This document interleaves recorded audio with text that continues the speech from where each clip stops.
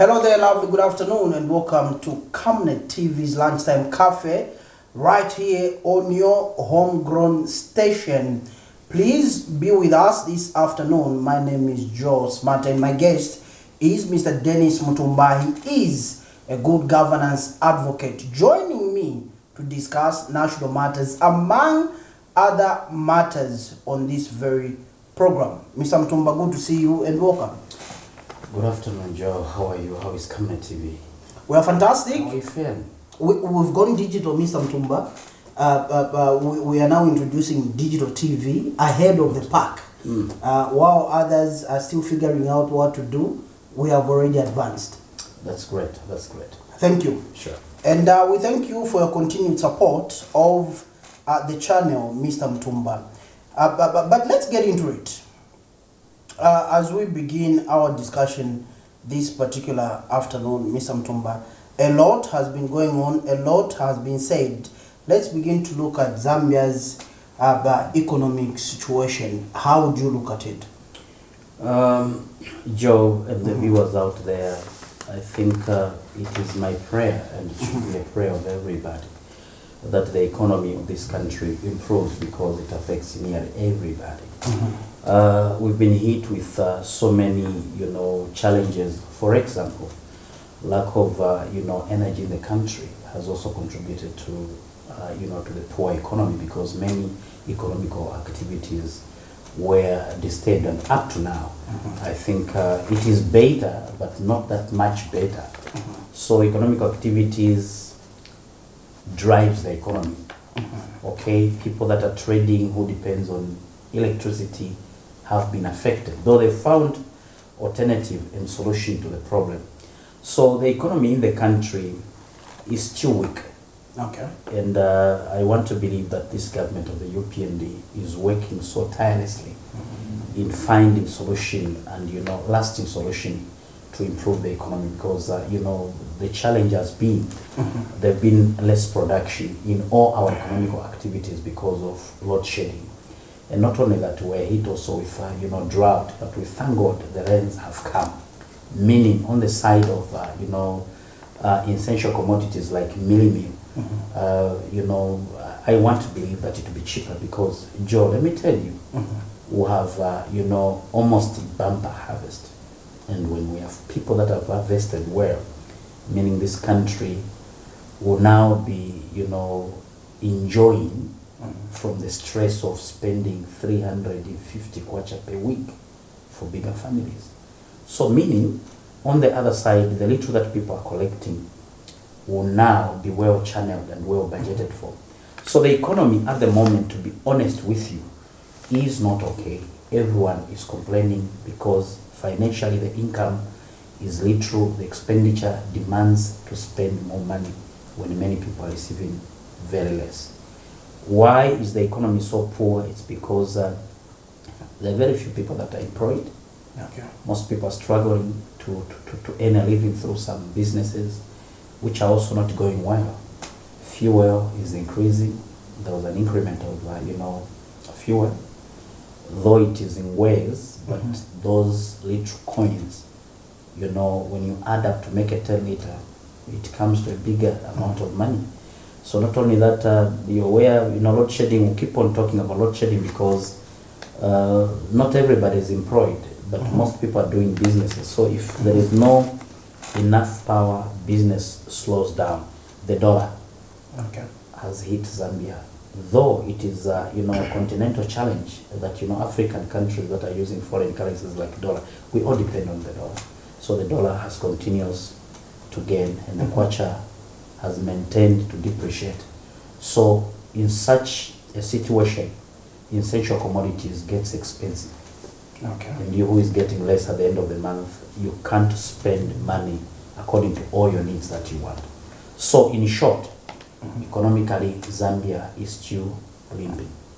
And we need, and we are admonishing the government of the day to work toward improving the economy. Otherwise, it is very hard for a person to survive happily and to have 3 meals per day today.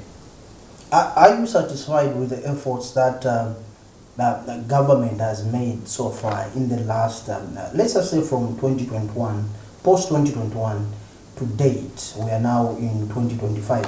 Are you satisfied with the measures that have been undertaken to make sure that citizens' lives are bettered? The plans and what is happening now, I think UPND is trying, but not to the fullest. Let me rate them at 50% plus. Okay. So meaning all the efforts that are put in place to revive the economy are good for the Zambian people. We may not see it now, but I want to tell you that slowly things are happening, but they should not laze out. They must work extra hard so that quickly they work on seeing Zambians that are happening, that are making people to earn a living. For example, the program of Cash for Work, where we've seen now it has come to nearly every household. I don't know whether it has come to your place. In my area, nearly every household in every village should go for Cash for Work, including my wife. She registered to go for Cash for Work. Now, that time we are trying to be very exclusive, but this time around there is an inclusivity of even those that are getting social cash transfer, so long they are vulnerable to the fullest. We have also said, let them be part and parcel of this activity, so that after 10 days, they'll get a 600 kwacha. They can buy at least 2 bags of meal rollerman. So is that enough, Mr. Mutumba? It is not enough, but it's better. When we say better, you can't live with empty pockets for the whole month.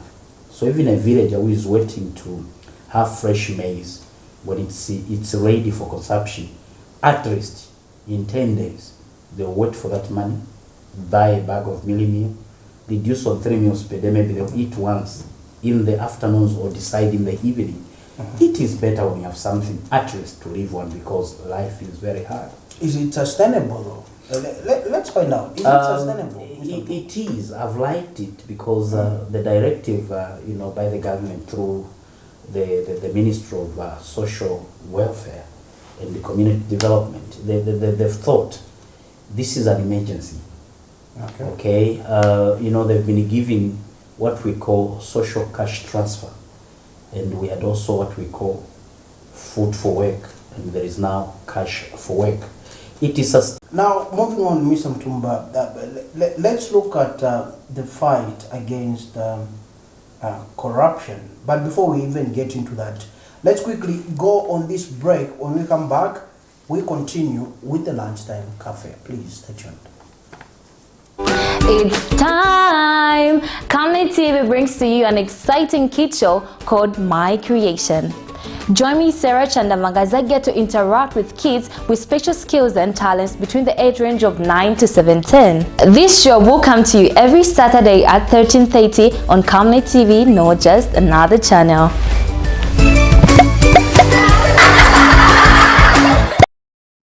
Get all the latest updates in court news only on Camnet TV. We take you and make you feel part of the court sessions through our in-depth coverage of the adjudication process. Get informed on those who have been arrested, delayed and denied the police bond or bail victims, persons taking plea, court adjournments, verdicts, and those administration issues in the judiciary. Camnet TV is on channel 274 on DSTV, channel 25 on GoTV, and find us on channel 106 on Topstar. You can also follow and give us a like on our social media platforms. Camnet TV, not just another channel. Hey, join me, Amazing Katamanda, on the weekly gospel show for those exciting and interesting interviews with your favorite gospel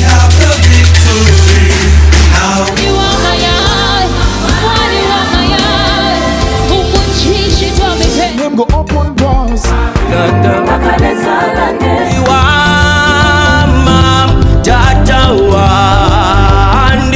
Hold on to me when it's too dark to see. You cannot put your power back to. Hallelujah.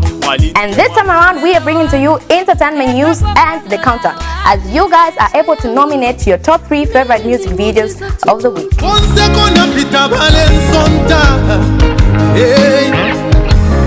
Remember, it's every Saturday at 10:45. You can also catch repeats every Monday at 10 hours. Camnet TV is not just another time. And thank you so much for still staying with us on the Camnet TV Lunchtime Cafe. We are still with Mr. Dennis Mutumba, Good Governance Advocate. Mr. Mutumba, let's continue with our discussion. Now, coming to matters of health, we have heard in the latter stage of last year, we had reports coming from the Ministry of containers of medicines being marooned at a named private residence, and a lot more that is happening in the healthcare system. Let me find out from you, how do you assess the current state of Zambia's healthcare system, and what measures can be taken to improve access to quality healthcare? There is a lot that should be done, especially under Ministry of Health and also the healthcare system. Currently, Joe and the viewers out there, we want the Ministry of Health to be very effective. Okay. Because, you know, health is very important to each and every citizen, because it is our right to receive medication. It is our right to be treated and, you know, taken care of in all health challenges that citizens face. Okay. Now, the corruption in the Ministry of Health is what is making the healthcare system to be very poor and ineffective, in the sense that, you know, the aid we've been receiving and those that are mandated to manage and administer matters of health have been abusing, you know, the privilege to manage, you know, the medicines in the country today, and also health service delivery. There have been a lot of reports. Most corruption cases that were coming so huge, grand corruption, was from Ministry of Health. Okay. No wonder I think you saw the president, you know, making a transfer of ministers from one ministry to another, because there've been a lot. Okay, so I'm hopeful that this time around, let the government put up measures to reduce corruption, because the poor healthcare system is caused by corruption, okay, and the incompetency by those that are mandated, especially health, you know, professionals that are given a task to administer, you know, challenges that are in the Ministry of Health are not that effective. Time to time, you can't have a quota that is just passing without hearing a report that in the Ministry of Education, in Ministry of Health, there are these, you know, cases, there are these, you know, happenings. Why should it be like that? Why? It's because Ministry of Health has a lot of aid. And Joe, it is a cry of African countries today that now that we've been given an order, we don't know what will happen after 90 days, because the biggest donor in the Ministry of Health, or maybe in the health sector, was USAID. Okay, they had a project to fund and aid all health challenges that we've been experiencing in the country, but they've said they may consider or reconsider giving us aid. So what will happen now in a case that even that which we are given freely without this order, we can abuse it. We cannot give it to the people. There have been issues of where... But is it justified to stop aid coming through the Ministry of Health via USAID, seeing that Africans, and Zambia in particular, Mr. Mutumba, have continued to abuse, misappropriate, misapply financial aid that is being given to them by different countries, including America? Yeah, you can hear from the, you know, president-elect that was just sworn in, Donald Trump.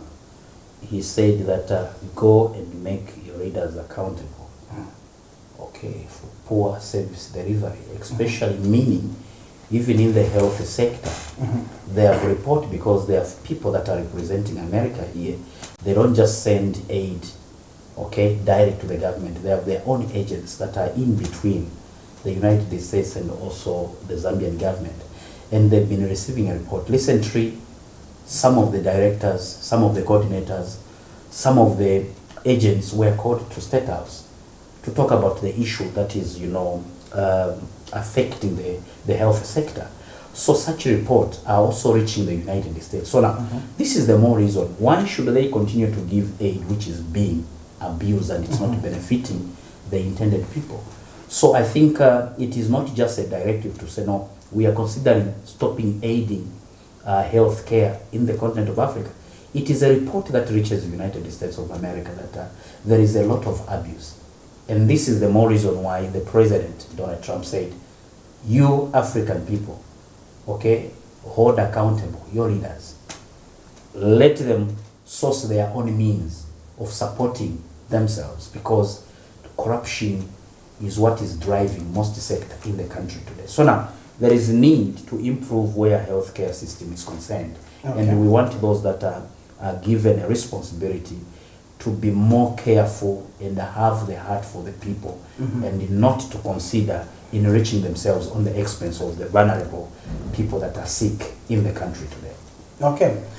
You talked about the cost of living earlier. Let me throw in this question.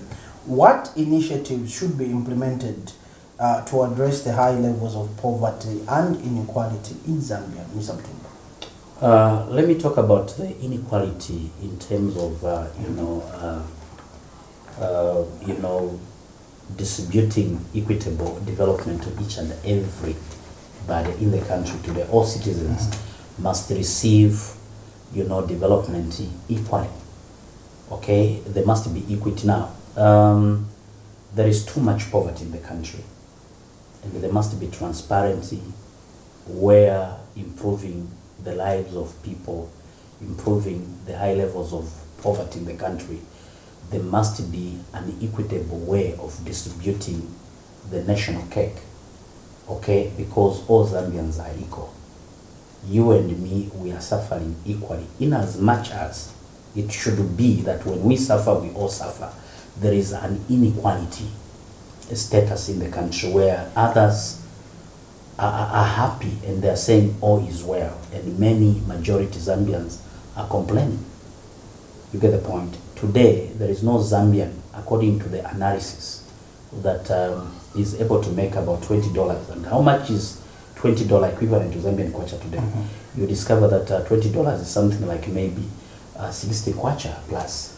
You can't afford to make that amount per day. Some people are not able, but some people, they're able to make more than $100 per day. In this economy? In this economy. Okay, they're able to fill in their tanks of fuel at Fuba when others are still buying 100 kwacha, which is maybe less than 4 liters. So the high levels of poverty are too sure, such that the low class are feeling it. But I want to believe that it is the duty of the government in power to equalize distribution of development. And how are we enjoying the equal distribution of national development? The government of the UPND brought an initiative that is equal to each and every citizen. CDF is not given in different phases, in different figures. It is equal. Even Lusaka province, Copper Belt, Northwestern, Western, Eastern, Southern, Central, Muchinga, they are receiving the same amount of money. Meaning, this plan of bringing these monies, because in the same manner, there are components of projects, empowerment, and also grant. So meaning this money is not coming to you to get more than me. We must be equal. The threshold of getting and benefiting from the grants, empowerment, should be equal. It depends with your capacity. If you want to get a loan under the component of empowerment, you choose how much money you can get. But this way of bringing and also decentralizing the development is that now, instead of our leaders to go and lobby and ask, the government has said, we'll give you this money at the same level. We'll equalize giving you this money, but consider your priorities in projects, in empowerment, and the grants. Okay, just there, Mr. MUTUMBA, you are a man that is in touch with the people to the lowest level. But let me get it from you, because those that are stationed in urban areas have voiced out times that number that CDF is not visible, for instance, in Monadi constituency, in Lusaka Central constituency, in Kabwe Central, for instance, in Mongo Central. They are saying this CDF, is it only on paper, or it's trickling down to the communities and doing its intended purpose? There's this concern, Mr. Mutumba. People have talked about desks, building one by two, is it 3 classroom blocks? 1 by 3. Is this only being done in the remotest parts of Zambia, and those in the peri and urban areas are being left out from benefiting from Constituency Development Fund, CDF? What are your views, Mr. Mutumba? Being a person who is also on the ground, and I live with communities that are in the rural areas, and my area is both peri-urban and also pure rural area. This challenge of misuse, misappropriation of the funds meant for Constituency Development Fund is all over the country, and there's been an abuse. And this is more reason when you read the provision in the guidelines of the Constituency Development Fund, you find that the guidelines are that there must be equal share of these funds to improve the communities under what we call capital projects of constructing what you just mentioned, the 1 by 3 classroom blocks, clinics, bridges, construction, and also renovating feeder roads, and many other activities. But the challenge has been because in the minds of those who are given power to oversee these funds, because of their corrupt mentality, the distribution of these monies were not equally managed, administered. So the intention is good, but the execution is poor. The intention itself is excellent. And to me, this speaks good leadership by the current government. But those mandated, for example, officers in local authorities, because local authorities were given power to advise, supervise these funds with the leadership of the constituency member of parliament and the CDF committee. These monies now, in the first place, because I sat as a CDF chairperson, this money was disbursed equally. If they are giving you 15 million, it's 15 million in all 156 constituencies. Now, you have to use this money according to what was submitted by the one development committees. There is capital project, empowerment, and the school bursaries. That is a grant now. So the problem has been that the implementers are not effective, such that sometimes there is even a delay to execute and to implement the submission from the grassroots. It will take maybe even 2 years. Right now, there are other constituencies where we have CDF committees that have not yet submitted what they want to use the money. And do you know what local government has done with Ministry of Finance? They've said, if you can't exhaust the money that we gave you, we disinvest in your coffers, will not give you some more money. Why should they give you when you failed to manage the little that they gave you? For example, if they gave you 20 million, then you failed to use that money on a time, they will not disinvest some more money. They will wait until you make your returns to say, we've exhausted the money and this is what we've done. And then again, they'll push in some more money. So it depends with the leaders that are on the ground, especially the CDF committee itself is not working effectively. I will tell you, like in my area, we are rated at 36%.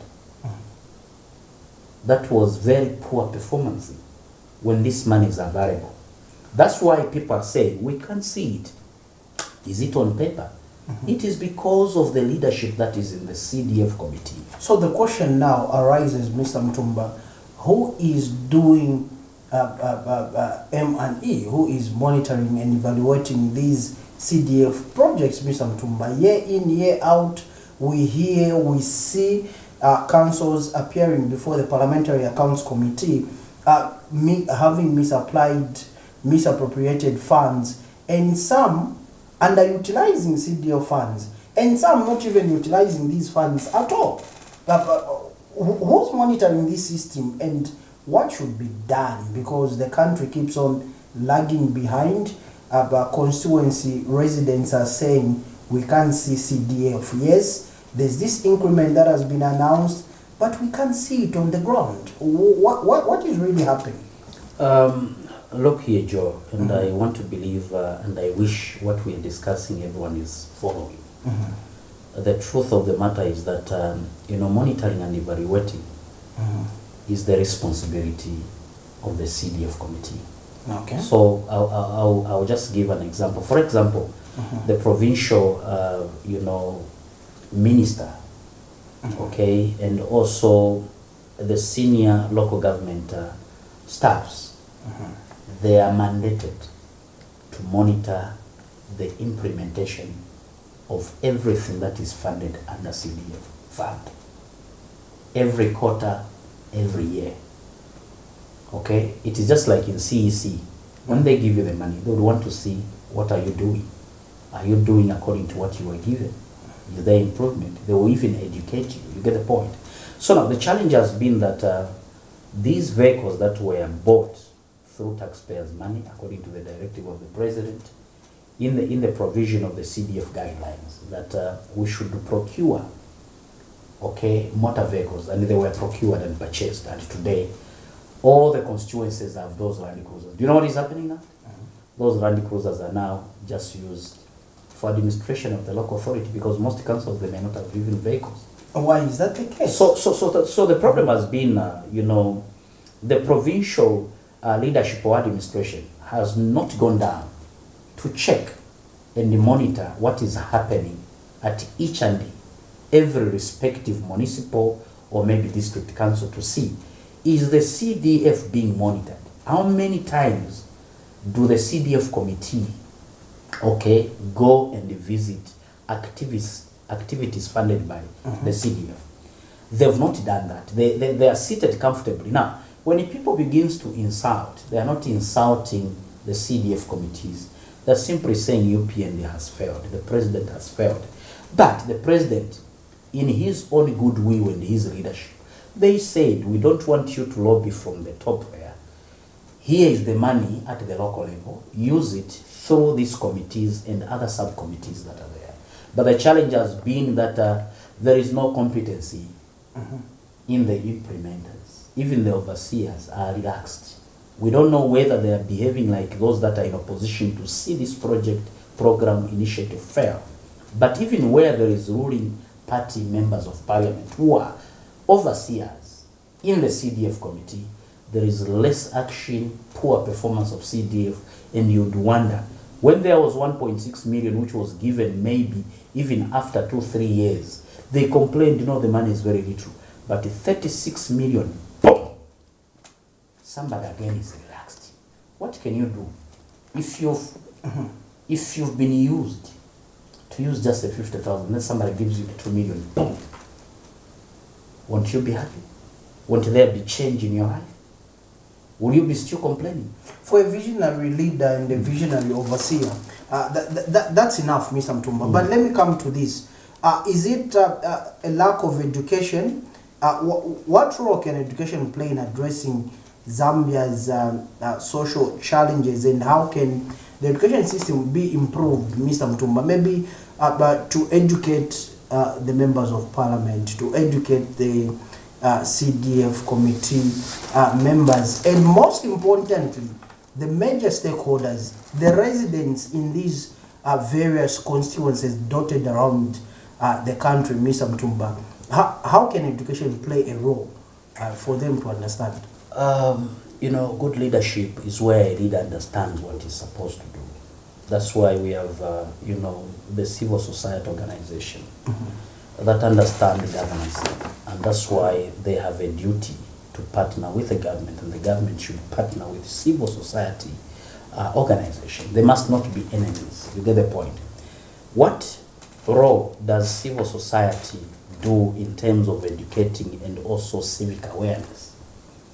For example, is what we call, capacity building. We need to educate our leaders, okay, through collaboration with local authorities, to core stakeholders, those that are involved in executing this program. Give them a know-how, how they can speed and work collectively to make sure that they score.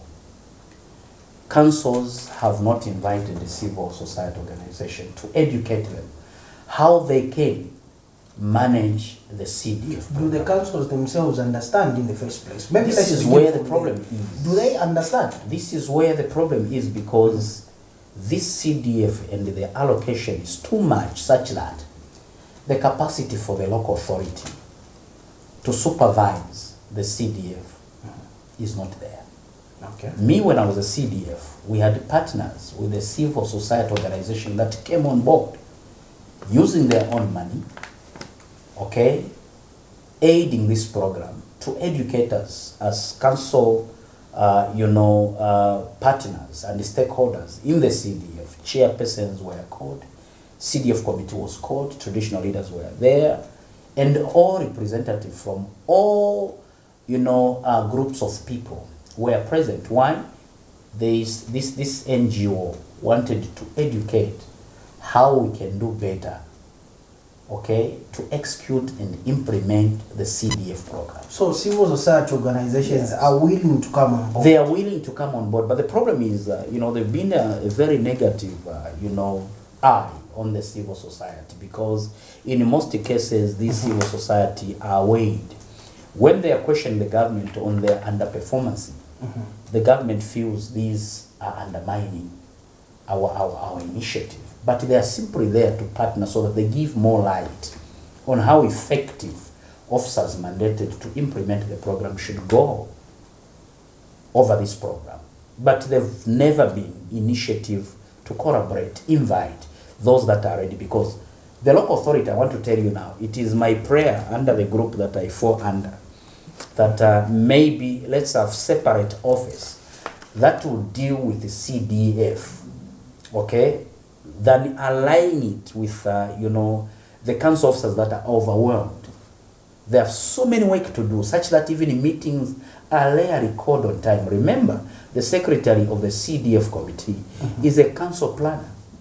Okay. This council planner, how many things is he planning for the council? And is what it time do they coming in over have? floods? There is emergency, there is this plan of doing this and that. At the end of the day, meetings are not called. It is not a member of parliament that will call the meeting. It is not even the chairperson. But are the members of parliament not applying pressure? Because this is your constituency. This is where now, At the end of Joe, the day. I wanted to say it after we are done with, the question that I've just given. The duty of a politician is to push force, to lobby, to make sure that the policy is implemented. Exactly. That is the duty. If I'm a leader in charge and an overseer of that particular committee, I'm there to make sure that what we have planned, and according to the budget that is submitted from the, the subcommittees down there, are we working accordingly? But if I can do that, because the parliamentarians are busy making allowances in parliament, preparing our laws. Exactly. They may sometimes, be busy. Me in my constituency, when I was serving with Machila Jamba, there are times that sometimes when he's busy, he says, Bwana Chairman, go ahead with my planner and the other committee members. That's a member of parliament for That's a member of parliament for Mwembeshi. Constituency. When he's busy, he's not going to say no until I'm there. He could say, if the committee, the quorum is intact, proceed. Because there are certain things we need to work on so urgently, so that at the end of the year, we are able to give a report that we've exhausted the money and we need some more money. You get the point? Okay. But I want to tell you, up to now, the government is also sensitive. They can't keep on forwarding the money when the money that is in coffers is still available. Meaning, it's either they don't want to use it. Are you telling me all constituencies are satisfied? We are still thirsty of development. in the next 200 years. But why are we not seeing it with the monies being increased, Mr. Mutumba? Why are we not seeing it? People are talking about 3 by whatever classroom blocks, drainages, but when just a few days ago it was raining, there were floods all over, and these so-called drainages didn't do their work, Mr. Mutumba. If you look at Lusaka looked like an extension of Kariba Dam. You look at Kulima Tower just in town, it was heavily flooded. You go to the other side, Roma, it was flooded. You go to Great East Road, it was flooded as well. You go to Munari constituency, it was flooded. And it is ever flooded. And it is ever flooded. It has been flooding all the time. It has been flooding all the time, and cholera is busy knocking on our doors. And it will not stop if we don't work on that. Are we then saying that we as Africans and Zambians in general, we can't manage ourselves? We are poor managers, Mr. Mutumba. Hence, foreign countries are slowly removing their aid, because even the monies that we raise ourselves, we are failing to manage the little resources we have, Mr. Mutumba. Are we then poor managers as Africans and as Zambians? We have a lot to do, and this calls for politicians to come in, and we need bold politicians. In the CDF, there is a provision where the president can give a directive. Like he started with the ambulances. No, monitoring vehicles, followed by ambulances. And there are other directives he has given, also on desks. Oh, yeah. Maybe sometimes CDF cannot think, or maybe other organs cannot think, but the president must receive a report on the performance.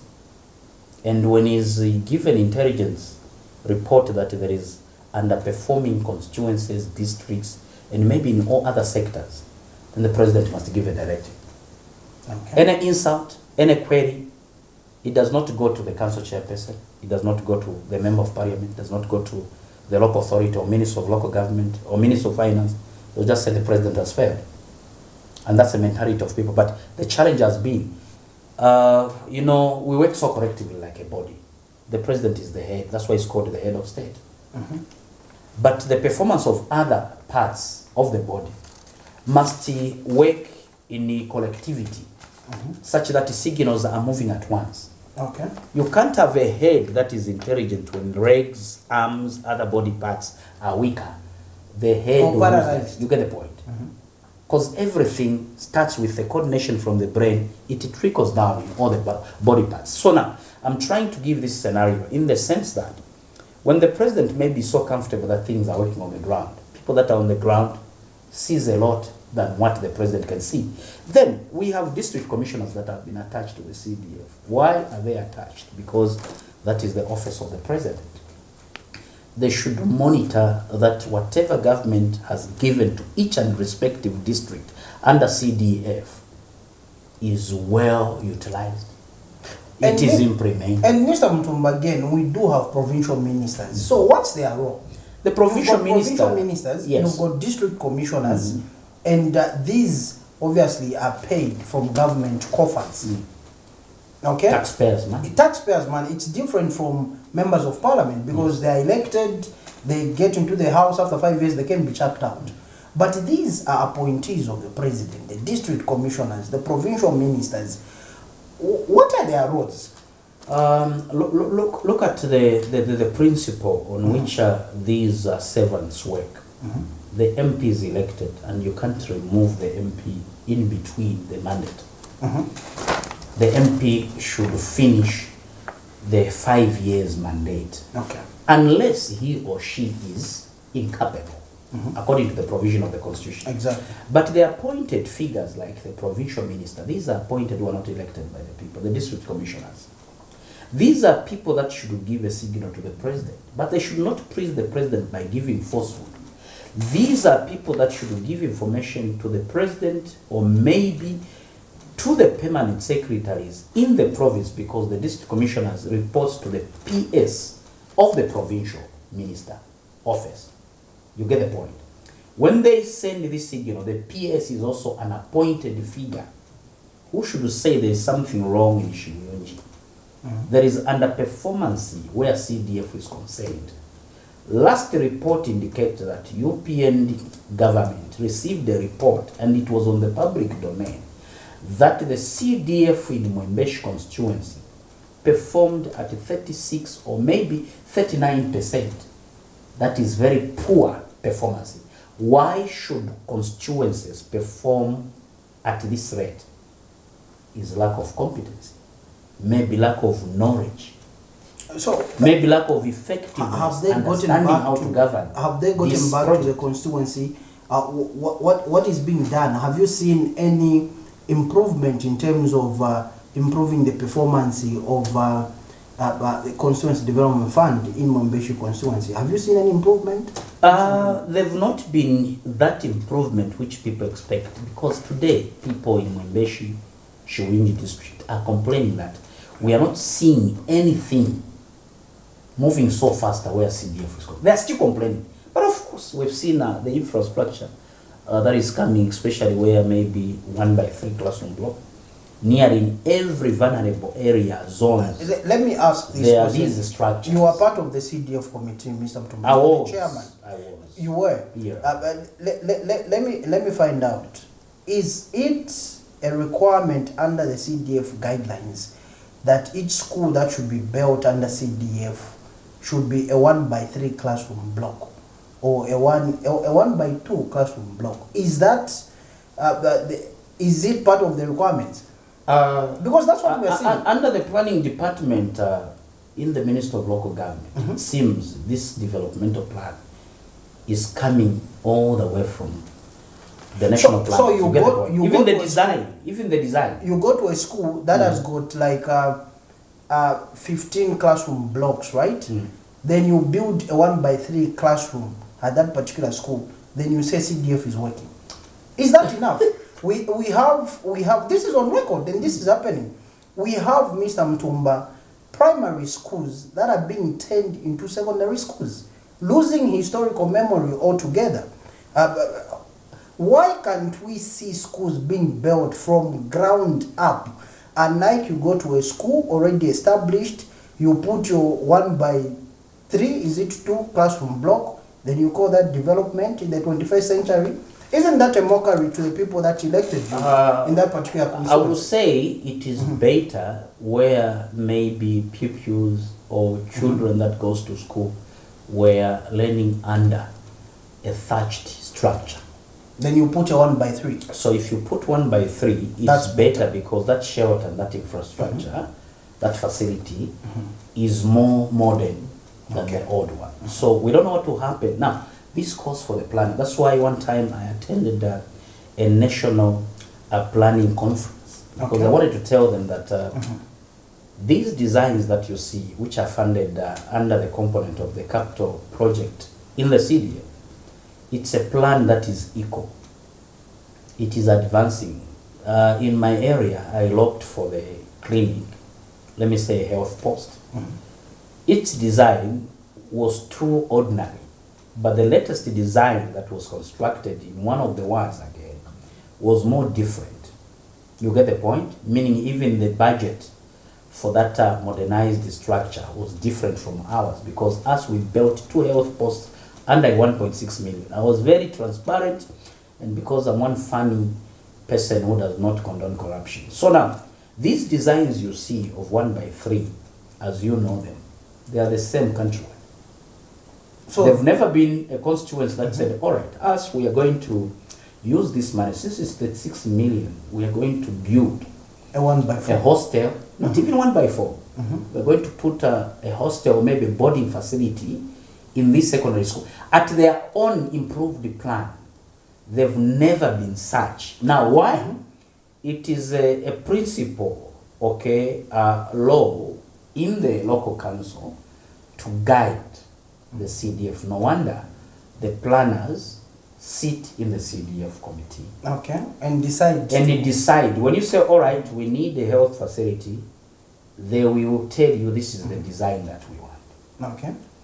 Now, it is by that principle, because when it comes to planning, it is not the CDF committee that says, okay, we want to have a 5 by. But I thought the initial thought behind the Constituency Development Fund, Mr. Mutumba, was to decentralize development and take it to the people so that the people themselves can decide. We need a bridge here, we need the road here, we need the drainage here.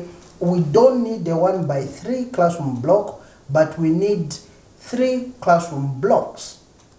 So, yeah, the CDF I guy. hear politicians speaking I a want to different tell you now language from what is obtaining on the ground. From the chairmanship of CDF Please. committee point of view, Okay. that I studied the guideline.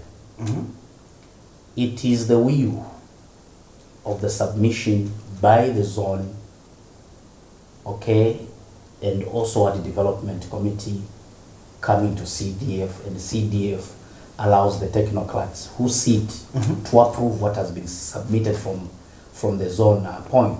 Okay. Now, it says whatever we want, the CDF should approve. If you want a road, of course engineers will give us a guide on how the road should be constructed. You get the point? We have a limit now there. We say, okay, we need a road that is under this budget. But it is the duty of the planner now to submit also to the engineers to say, okay, these people in Shibuyunji wants a road, a 2-kilometer road, whether it's a feeder road. So the planners will design, engineers will work on that. Why are we not seeing that happen? So now, if you want us to decide what should be constructed under the capital project component, we must revisit, because it's an act, planning act guide. There is procurement, also it's an act they guide. Okay. So there are these rules that comes from the expert point of view, who say we want to buy a motor vehicle, a tipper, a grader.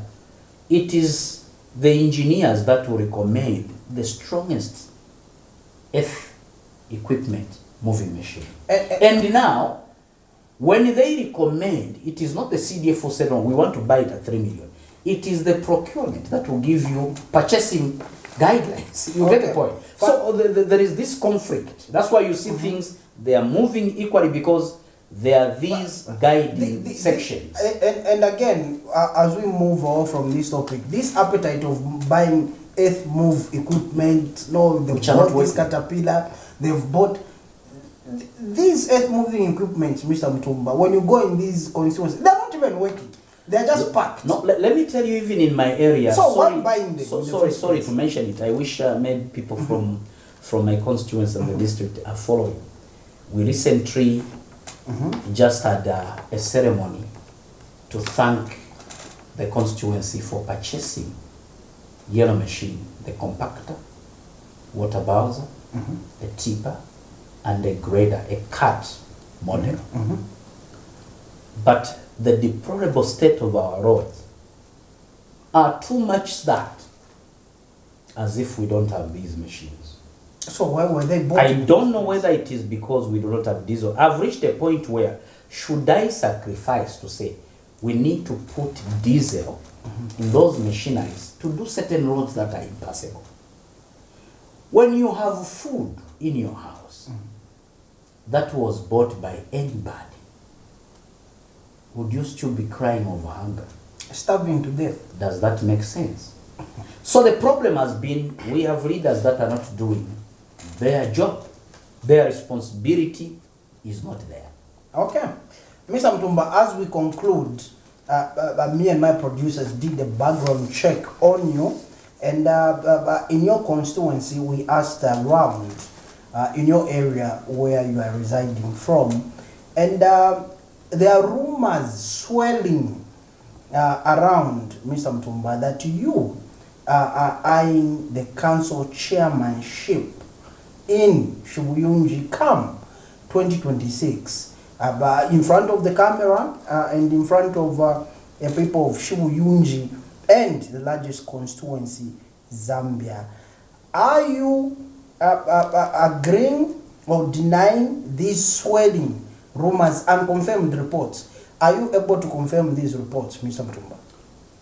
Let me confirm to Camnet TV and the viewers and our followers out there that it is a firm decision that I decided after consulting, because a good leader will consult. Okay. I would have either, planned to contest or aspire as a member of parliament, because I had this decision before. But I thought it is not wise for me to go for that position, because the responsibility of a member of parliament and the council district chairperson, or maybe the mayor, I looked at being a council chairperson by now is better and good for the people of Shibuyunji, because I live in Shibuyunji. I know the challenges that are in Shibuyunji. I know how we can lobby development. I know how we can partner with our investors. And I know how we can work as a community. I've seen my leaders, because I'm experienced, a politician, an advocate of human rights, an activist for more than 10 years. I have interest to bring development in the district, working with the government, because there is enough to develop our district. Okay. But it calls for, passion to serve the people and not myself. The people of Shibuyunji are passing through a lot, but everything is there to change the face of Shibuyunji. And so I want, if it is the will of God and the will of the people, if they elect me, I think I will serve diligently. And I want to sacrifice to ensure that we partner with our investors, because we are rich in resources and we are rich in all economic activities, in agriculture, mining, and many other activities. Why should we be the same from 1964? We want to change Shibuyunji district into a municipal council. And that is if people chooses to put me there. Okay.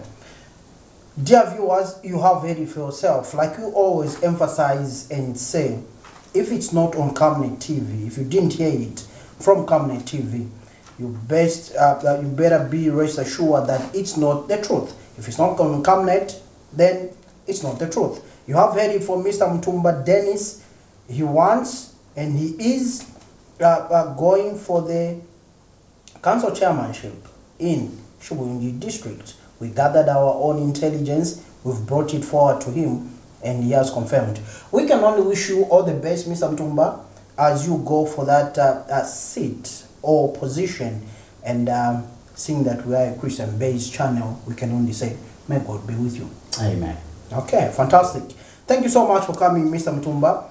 And thank you, the viewers, the major stakeholders in this particular program. Remember that Camnet TV has now gone digital. In the next few days, you'll be able to download our app and be able to sample all our programming. Be tuned in to Camnet TV. We urge you to subscribe to all our social handles, and you should be looking forward to this particular app. It's going to revolutionize how TV is done in Zambia, and as Camnet, we are setting the pace. We'll see you when you see us. I have been Joe Smarter. Good afternoon and God bless.